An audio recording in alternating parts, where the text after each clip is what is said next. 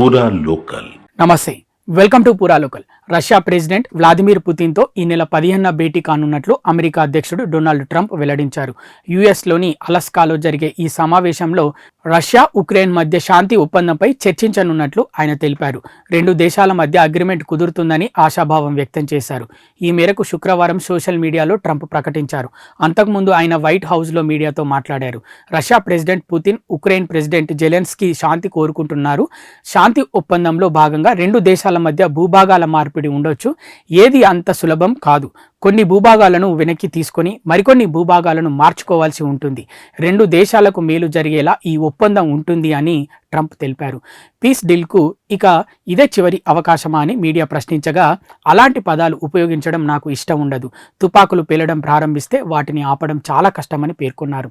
శాంతి ఒప్పందంలో భాగంగా భూభాగాల మార్పిడి ఉంటుందని అమెరికా అధ్యక్షుడు ట్రంప్ చేసిన కామెంట్లపై ఉక్రెయిన్ అధ్యక్షుడు జెలెన్స్కీ మండిపడ్డారు. తమ భూభాగాన్ని వదులుకునే ప్రసక్తే లేదని తేల్చి చెప్పారు. మా దేశ సమగ్రతను దెబ్బతీసే చర్యలను ఆమోదించాం. మేం లేకుండా శాంతి చర్చలు ఎలా జరుపుతారు? ఆక్రమణదారులకు ఉదారంగా మా భూభాగాన్ని వదులుకోలేం.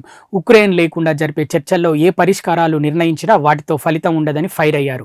America president Trump Russia president Putin ఈ నెల 15న అలస్కాలో భేటీ కానుండడాన్ని స్వాగతిస్తున్నామని భారత విదేశాంగ శాఖ పేర్కొంది.